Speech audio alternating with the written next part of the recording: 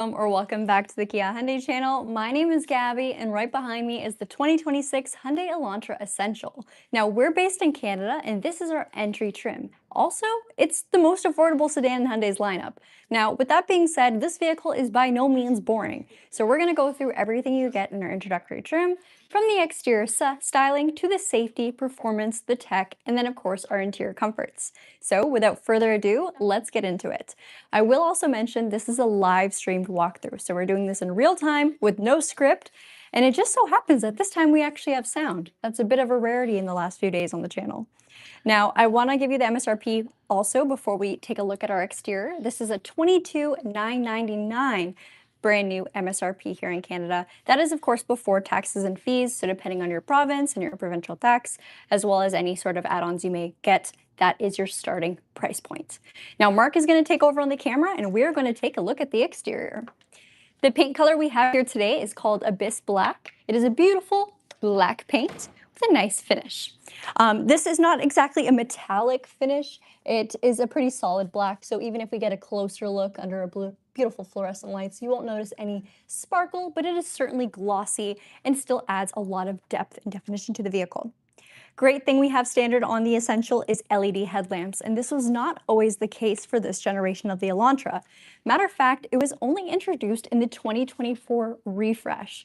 So big upgrade, big add-on, and LEDs, of course, are always going to be more efficient than traditional halogen bulbs. They last a whole lot longer, and let's be honest, they are brighter. So when it comes to visibility, although this is a lower vehicle, you have a great line of sight.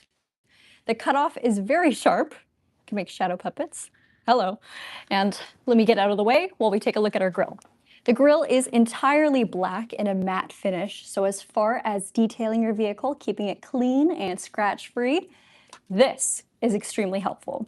Now, I will be honest, black paint always looks good on a car, but it is definitely one of the harder colors to keep looking perfect. So if you are someone who uses touch car washes, you will see all those scratches and swirl marks, but when it's clean, she just looks so good. That's where the black being matte comes in to major advantage for you. When everything is finished in piano black on your exterior for trim pieces, those show scratches like no tomorrow. So this is far more forgiving. We'll take a look at our emblem next. It is a brushed aluminum finish, so a nice satin tone. And we have that same accent spanning across our front end here, just kind of providing a housing right before your grille. Sorry guys, I'm a little scattered today. This is actually our second time attempting a live stream because the first time there was no sound. So we're just really thankful it's working right now. Gonna pop the hood next to talk powertrain. The Elantra comes with 4 different powertrain options. Now, on the Essential, we get our straight gasoline 2-liter naturally aspirated 4-cylinder engine. It's an inline 4 that produces 147 horsepower with 132 pound-feet of torque. This engine, she's reliable, she's smooth, and she's fuel efficient. So with 147 horse and 132 pound-feet of torque, we have a best-in-class fuel efficiency of 5.9 liters per 100 kilometers. That is combined for both city and highway driving. On the highway, this vehicle performs even better than, of course, city, like most gas cars do. And it's actually tied, or just slightly better than the Kia K4, which is a brand new model. This is the final production year for this generation Elantra 2, so if you are looking to get your hands on a vehicle that's fuel efficient, reliable, and still has great features, now is your chance. Brantford Hyundai should also be your dealership if you're in Ontario. All right, enough promo. Let's talk about the rest of the equipment on this vehicle. We'll move on to the wheels next. These are our 15-inch aluminum alloys that come standard on the Elantra.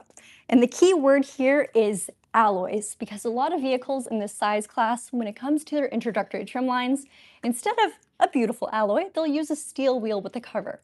So this gives you a much more premium finish, and let's be honest, alloy wheels, they are slightly more efficient. The fact that they're 15s means when it comes time to buy new tires, you're not going to be shopping at a very expensive price point. 15-inch diameter tires are going to be more affordable than 16s, 17s, and of course anything bigger than that. Still fits the exterior of the vehicle quite well, and when it comes to our brakes, we'll have larger disc brakes in the front, of course, and then we also have ventilated disc brakes in the front. Your wheel arches are completely body color, giving the vehicle a more premium finish. And then for our windshield, I'll have Mark point out the camera that's located in the very center. That camera is utilized for both lane keeping and lane following assistance. It watches the lanes ahead of you on the road, as long as it's a clear day, no snow like we have over here, and keeps you centered on the road. If you start to depart from your lane or you make a lane change without signaling, the vehicle will beep at you and give gentle correction.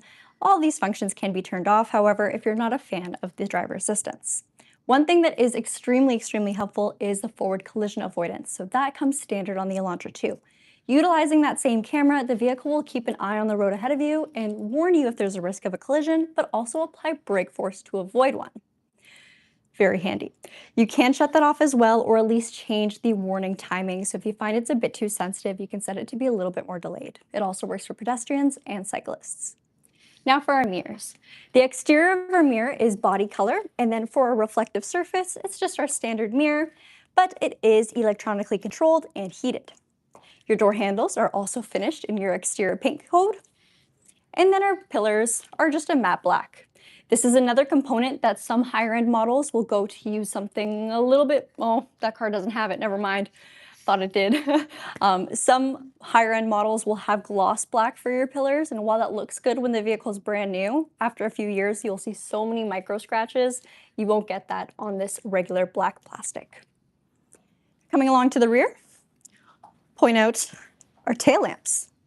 Now the taillights are a beautiful widespread design. Elantra badging is very spaced out, giving the car a very modern exterior design look.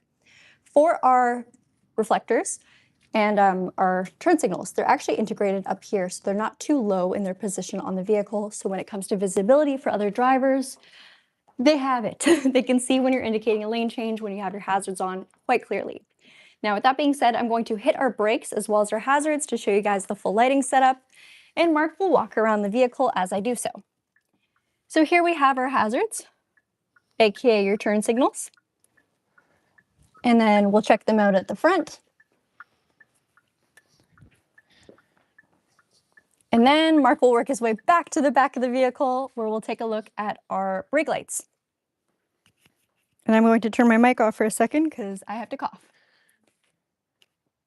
Oh no, it won't turn off. Okay. Brake lights. Perfect. While I'm here, I'll also pop the trunk release. So this vehicle does not have a release on the liftgate itself. So anytime you'd like to open up the trunk, you'd have to either use your key fob or the trunk release by the driver's door area. For our trunk, like most sedans, it may not look too impressive on camera because we have a smaller opening than, of course, a crossover or an SUV. But once you get in there, you can see we have a ton of usable cargo space. If you need to knock down your rear seats, you have your pull tabs. They go down in a 60-40 split. And underneath, we have our compact spare tire. So as far as cargo space goes, we're very close in line with the Kia K4, which is around 415 liters of cargo space. So sedans, I mean, looks can be deceiving. There's actually a lot more space than you'd think. Did I point out the tire mobility kit? I don't think so. Let's take a closer look at it, you guys. Tire mobility kit, but as you can see, there is a little gully underneath our floorboard where you could put a spare tire if you would like to. I'd highly recommend doing so just for peace of mind. While a mobility kit is great if you do experience, low pressure because you picked up a nail or a screw, it's not going to fix a tire blowout. So if you're driving on the highway, your tire blows out, there's nothing your mobility kit can do, but a spare tire could prove very helpful. Now, for our fuel tank, the fuel tank size is a 47-liter tank, taking regular 87 grade fuel. I had the same fuel tank on my Forte. It was roughly about $55 to $60 to fill up at the time. And as far as fuel efficiency goes, like I said, 5.9 liters per 100 kilometers combined, and that is the rated efficiency. So if you have a light foot, you can see it do even better. Now, Mark will take you guys on a quick pan of the inside before I hop in and go over everything. The interior is simple, I'll admit that, but it's everything you need. So it is a very comfortable cabin with definitely an emphasis on the driver. You'll notice by the separation bar we have in the very center. I like to compare this to the beautiful Corvettes, C7 Vet, C8 Vet. They all got that separation to prove this is a true driver's car. Now, when I hop in, I'll show you guys the driver's seat controls. We, of course, have our height adjustment to simply pump it up or pump it downwards if you'd like to go lower. You got your backrest, I always have to brace myself because there's been times I've right to the front. And then it is on a rail, so we can maneuver the seat forwards or backwards as necessary.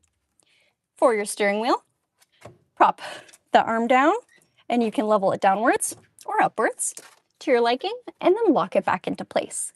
For your mirrors, like I mentioned earlier, they are power controlled, so all you gotta do is flip the toggle over to the left or the right, and then use the arrows to move the mirrors to your set position. For our door card accents, as you can see, it is largely black with a bit of a soft, not even soft, a fake textile finish. And then for our speaker design, even though this isn't a premium sound system, we have a very premium look to the speakers. So a silver, satin silver finish. The same is carried over for our door handles. Your driver's window is an express up and down window with obstacle detection, and then we have regular power windows throughout the rest of the cabin. There are 8 airbags throughout the Elantra's cabin, and like I mentioned, when it comes to safety and tech functions, we have our forward collision avoidance, our lane keeping and lane following assistance, but we also have driver attention warning telling you when the vehicle ahead of you has left, and we also get rear occupant alert. Now Mark will come over to the passenger side and we'll take a look at the rest of our driver cockpit. Ooh, we left some plastic in here. Maybe we can peel it on camera now that we have sound again. All right, you guys, maybe I'll take the mic off for this. You can also do the screens if you want to. Oh, you left the screen? Perfect. All right. Ooh, that was nice.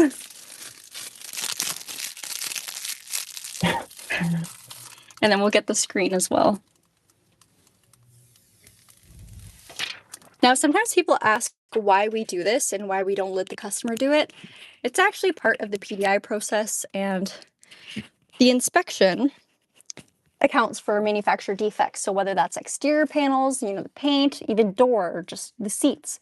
The technicians are the ones that remove all the plastic, or in this case, maybe the screen I will do, just to make sure there's nothing wrong with the vehicle before the driver takes delivery, because that is the dealer's responsibility. But aside from that, let's get back into the vehicle. Before Mark hops in, I'll point out his seat. Now, it's entirely cloth for upholstery, but we do have a bit of a, not heathered finish, but from far away, it kind of gives that heathered appearance.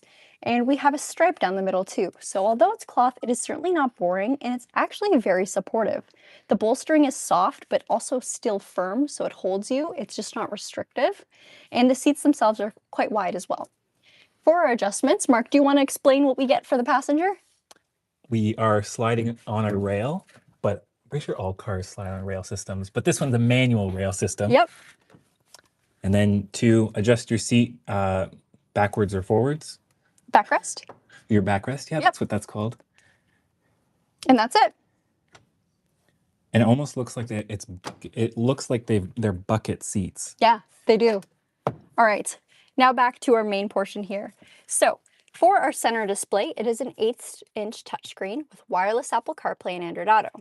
The vehicle also has a backup camera with dynamic guidelines, so as you're maneuvering your steering wheel or steering into your parking spot, the vehicle will adjust these lines to show you exactly where your car will end up.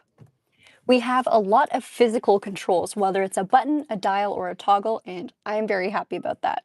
A lot of modern cars are giant iPads, so the fact that we can jump into our radio, media, and even program a favorites button as a shortcut is quite handy. Your volume knob is a knob, and same thing with your tune over here. You'll get a seek, a track, and a setup button too.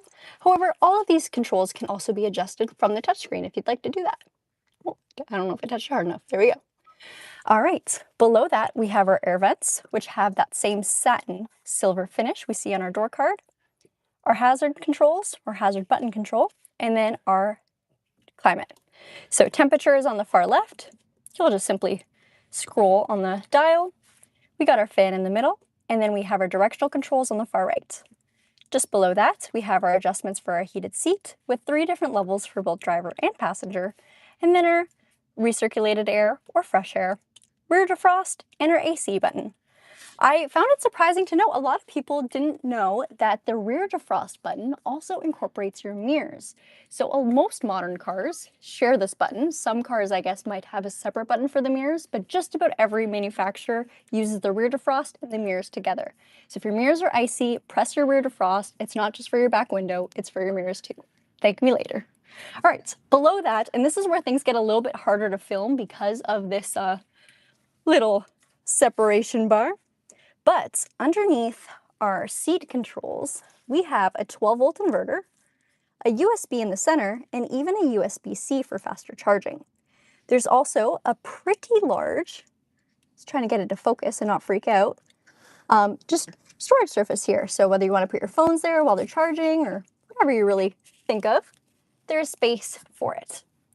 Now, gear shift, it is an IVT transmission on this vehicle. That stands for Intelligent Variable Transmission, essentially giving you a perfect gear ratio for whatever kind of driving you're doing. And on the left, oh, these buttons are always so hard to film. Mark, do you think you can close your door? I think a lot of glare is coming in. Okay, so that did nothing, but we have drive mode select.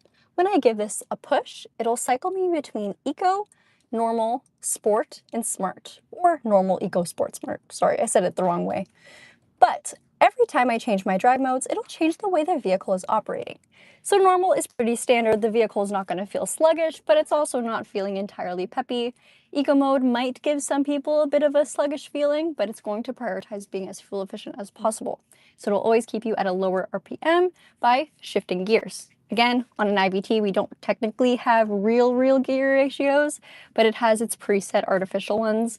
It'll always keep you at a bit of a lower end on your RPM power band. Sport mode does the opposite. It'll have your RPM sitting a bit higher, so that means when you hit the accelerator, we get more power delivered quicker. There we go.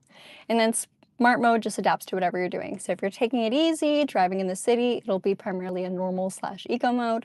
However, if you're flooring it to get onto the highway, it temporarily puts you in sport and then brings you right back down to normal if your driving habits are getting a little bit more normal. So it's just a mix between all of the available options. Alrighty, kind of like blocked Mark out of the car. Oh, that makes me laugh. Below our drive mode select button, we have a parking camera button, and essentially, as long as your vehicle is stopped or at a very low speed, it just lets you see what's happening in your rear view camera. Your handbrake is a proper handbrake, so no electronic parking brake here, just a regular lever style. Your gauge cluster is a 4.2-inch TFT display, so essentially it's the center portion here that is the digitized, and you can change what's displayed by pressing this notepad button. So by pressing the notepad, you can cycle between your lane safety, your trip, your user settings, and then your tire pressure. So that is an active tire pressure monitor telling you exactly which tire is low on air or giving you the accurate readings of all of them at all times. On our user settings, because this vehicle doesn't have its safety systems adjusted on the touchscreen display, this is where you will do it.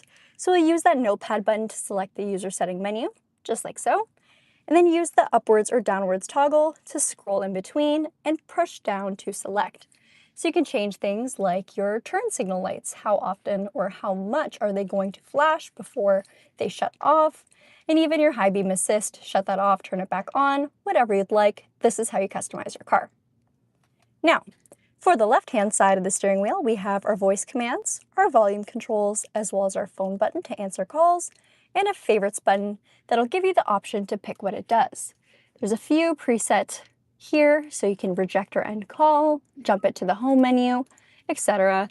So many options, and then the best part is the one that we have here on our dash is separate, so you can have two different shortcuts.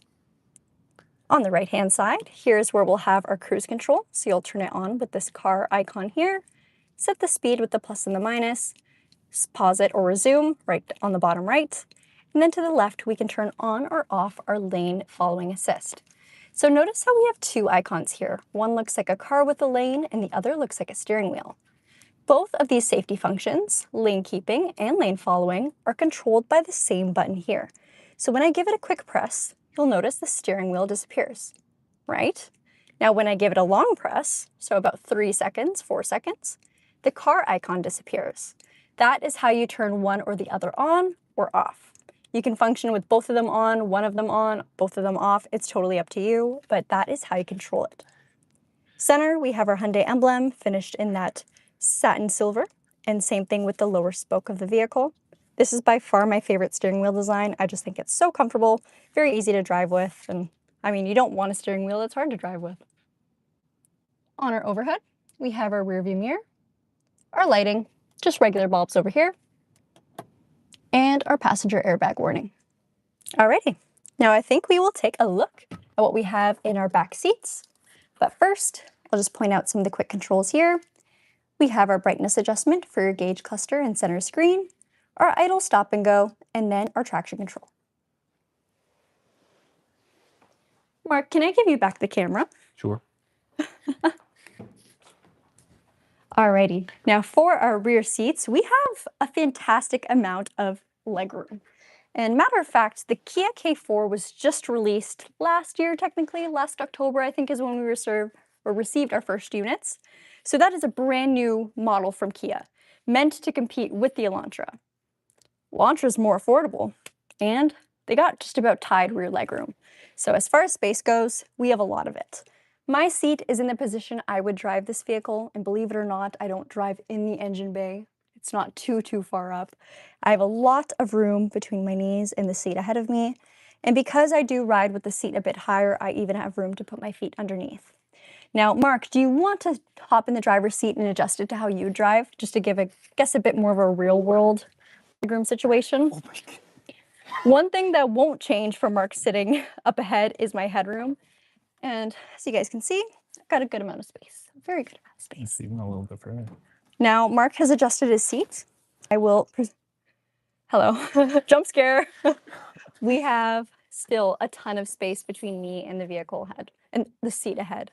Mark actually measured my hand the other day because in so many of my videos, I always say, oh, it's about one Gabi's hand long. Well, my hand is 7 inches, confirmed. 7 inches of knee room behind Mark. And Mark, how tall are you? 6'1". Mark is 6'1", so this is a lot of space back here. Now I'm gonna move over to my far seat to show you guys what our material looks like back here. So just like what we saw up for the driver and passenger, we have that same checkered or two-tone finish for the insert. There is no stripe running down the middle for our rear seats, but you still have that same cushioned cloth. And then right behind our center console, we have 2 USB-Cs for faster charging. All right. That's about it, actually, you guys. Car seat anchors on our 2 main seats. And that is all. I will say this car is simple, but I'm a big believer in if it ain't broke, don't fix it. I've driven a simple car for a very long time, and I absolutely love it. Mind you, my simple car is not safe. This is one that is, and more efficient. Okay, let's take a look at your guys' questions, see what you would like to know about the Elantra. If you have an Elantra, let me know in the comments as well. I'm curious to see what your take is on this car and if you think it's a great value buy. I know Glenn is an Elantra owner. I forget what trim line you have, Glenn, but I see that you're on right now. If you'd like to let us know in the comments, I would love to chat with you about it. The lighting looks so bad here. Should we go back outside? Probably, yeah. Yeah, okay. Sorry, guys. Woo!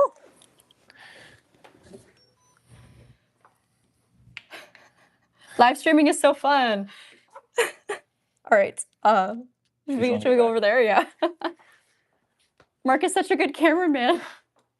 You don't have to keep it on me. Well, one person said it's a lot taller of a perspective in comparison to the previous co-op. Oh, yeah. Oh, like your height? Yeah. Oh. Okay. Also, guys, I never even got to officially introduce Mark again because I think the first live stream he did with us, that was when our microphones were totally crashed. So Mark, come back. Now, Mark is our second time employee at Brantford Kia. He first joined us in 2022 when Charlotte and I first started doing these videos as a co-op student. You were in university, and what were you studying? Marketing. Anything else you want to say? It was a bachelor's of business administration with a concentration in marketing. Wicked. So Mark knew a lot about editing, and he basically showed Charlotte and I everything we know about our jobs, even though he was a co-op student. I actually didn't know anything about editing. I learned it. He didn't know anything, and he still showed us how to do it all. So at that time, it was just pretty much live streams that Char and I were doing. We never really pre-recorded anything. So Mark kind of, I don't know, he taught us everything we know, and now we have him back. You're going to be here until roughly September, right? Mm-hmm. That's the goal. So we are very happy to have Mark back. If you guys take a look at our videos from 2022, we did so many fun ones with Mark.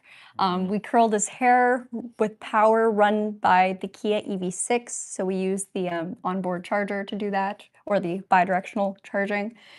That was really cool. Sorry, you guys. I'm so scattered-brained today still from that little incident earlier. They're asking how to spell your name. It is Mark with a C. It used to be with a K, but now You changed it? Yeah, legally changed it twice. Oh my gosh. Between the C and the K, like you changed it back? It used to be C at birth, then K, and then back to C. Oh my gosh. I wish I had Mark's jawline. That's what Adele said. Thank you. Mark of marketing. Makes sense. Yes. That was nice. Thank you. Steven Stayrick said, hola, hey, he was in one of those old videos. Hey there. Yes, he was. He was in many of our old videos. Rocket Dog asked how the LA Auto Show was. Did you enjoy my former hometown? How was traveling with Charlotte's baby? Gab, I hope she didn't make you babysit unless for some odd reason you wanted to. LA was great. We didn't have that much time there, I'll be honest. So we left on a Wednesday morning, very, very early flights. And of course, they are 3 hours behind. So by the time we got there, I think, I don't know, it was early afternoon and we were already wiped out. I was like, okay, guys, I'm ready for bed. But we went out to the Grove that night for the, they decorated for Christmas. So they had our fake snow and it was pretty cool, very magical, great dinner. And just did some shopping, some of the Christmas markets. I bought a few fun ornaments for my tree. I want to show you guys a picture, actually. They're all those like felt rats. So I have a rat tree. Mice, I should say. I feel like I have to show a reference photo.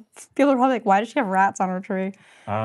What's my favorite ride for Kia and Hyundai models? Probably the K5, but we don't get much of those in Canada. We don't get them at all. They're discontinued, yeah. Yeah, but I like the styling design of those. This is like what I'm talking about. This little felt mice. Love them so much. They're so ugly, but they're so cute at the same time. Okay. Also, yeah, traveling with the baby, not for the week. At the end of the day, it wasn't my baby, so I could always be like, here you go. I only babysat a little bit once. Charlotte was trying to figure out how to collapse the stroller, so I was holding the baby in the airport. I didn't really know what to do. I don't really have any babies in my family, so it's not like I grew up babysitting or grew up holding babies. I was kind of like, this is alive. Oh, hello. Walk through. And proof that this is a live stream, here are two men. What's up, players? Put on some wiper blades. Nice. Okay. Seniors way trying to be cool. That's Connor. Terms like hip that aren't cool. Hip replacement. Okay. Easy. Not there yet. Bye, you guys. Thank you so much for watching. We hope to see you again in tomorrow's live stream, if we can do it. The jury is still out on if we'll have working audio. Bye-bye, you guys.